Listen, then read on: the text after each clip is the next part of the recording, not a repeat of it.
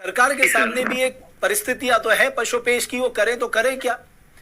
मैं बताता हूँ सर, मैं मुख्यमंत्री जी को भी सुझाव देता हूँ। वैसे मैं छोटा मुंह बड़ी बात बोला, लेकिन कुछ जिंदगी में नौकरी करने का और कुछ पहलुओं को देखने का और आगे से लोगों को कमांड करने का अनुभव मेरे पास भी। मैं बताता हूँ आपको, आप उनको मत चिन्हित करिए जो गलत हैं। अभी वर्तमान में आप टेम्पररी प्राइमरी तौर पे उनको चिन्हित करिए जो पाक साफ हैं, जैसे मैं हूँ या और बच्चे हैं जो एकदम क्लीन चिट हैं, जिसपे कोई उंगली उठा नहीं सकता। ठीक है, हम लोगों को साइड में रख दीजिए और बाकी लोगों की जांच करिए, उनको अंदर करिए, कुछ भी करिए। उसके बाद आप हम लोगों को शपथ पत्र भरवा के सही होने के बाद भी हमको अंडरटेकिंग लेके, जिसमें हम स्वेच्छा से लिखेंगे कि सरकार का हमारे, अगर हम कभी आगे भविष्य में 1 साल 2 साल 5 साल बाद भी पकड़े जाते हैं तो हम सरकार का उतना पैसा ब्याज सहित वापस करेंगे जितना हम पे सरकार ने खर्चा किया है, ब्याज सहित पैसा वापस करेंगे। इससे क्या होगा, एक तो सरकार का जो अभी सरकारी काम चल रहा है वो निरंतर चलता रहेगा, सरकार के ऊपर कोई आर्थिक रूप से बर्डन नहीं आएगा। तीसरी बात, जो बच्चे डाउटफुल हैं आप उनको भी रोक दीजिए। अगर मैं डाउटफुल हूं मुझे भी रोक दीजिए।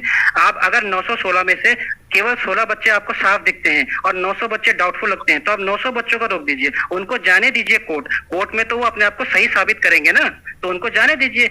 उसके बाद साफ है, उनको शपथ पत्र भरवा के उनकी ज्वाइनिंग दे दीजिए ताकि वो अपनी जिंदगी में आत्महत्या करने से या डिप्रेशन में जाने से बचे। अब हो गया न्याय, अब शंकर जोशी जी को भी दोबारा मौका मिल जाएगा पेपर देने का, तेजेंद्र जी को भी अपने बेरोजगार संघ की बात कहने का मौका मिल जाएगा, या पीसी पंत जी को भी पेपर देने का मौका मिल जाएगा। आपको आपका न्याय मिल गया, मुझे मेरे हिस्से का न्याय मिल गया, तो अब दिक्कत क्या है? ठीक है, क्या आप ये चाहते हैं? तेजेंद्र, मुझे एक बात आपसे पूछनी है। तेजेंद्र, आप भी उत्तराखंड से हैं, उत्तराखंड के युवा हैं।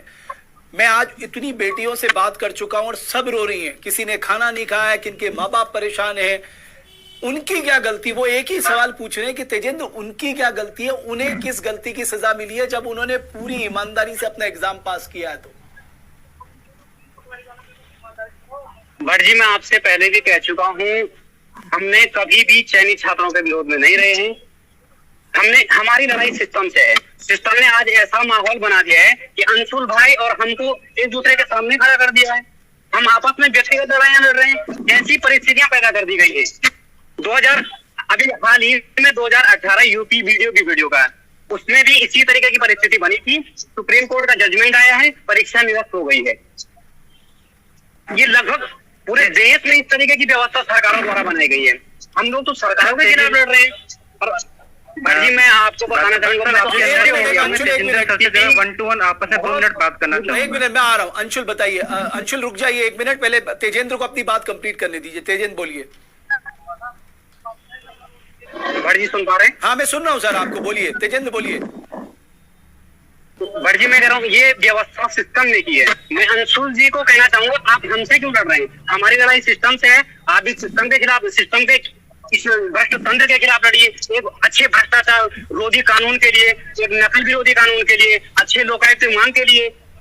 हर व्यक्ति अगर अपने स्तर से कोशिश करेगा तभी तो बदलाव आएगा।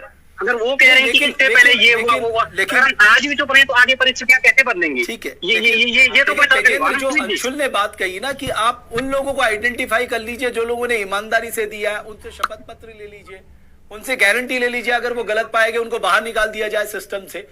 यानी हमारा कानून तो यही कहता है ना कि निर्दोषों को सजा नहीं मिलनी चाहिए। आयोग के पास ऐसी कोई व्यवस्था है तो उस व्यवस्था को हम भी, ऐसा कोई प्रावधान है तो हम भी उसको रिव्यू करना चाहेंगे, समीक्षा करना चाहेंगे, क्योंकि अभी तक हमारी जानकारी में ऐसी कोई व्यवस्था नहीं है।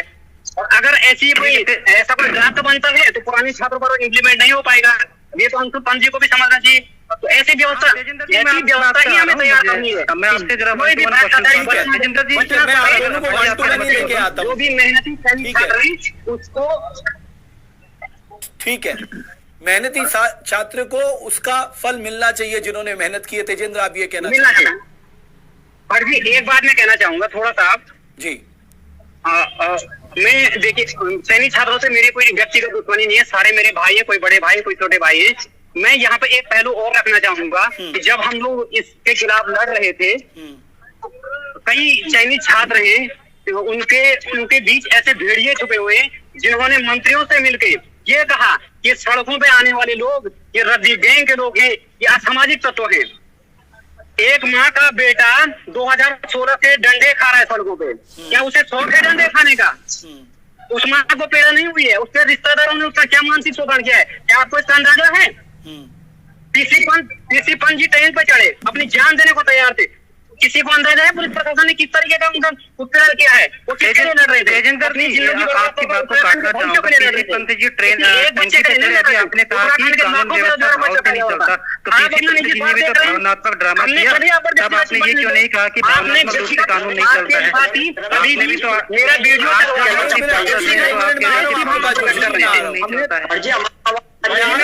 आपके पास आ रहा हूँ सर, मैं आ रहा हूँ। उलझ जा रहे हैं।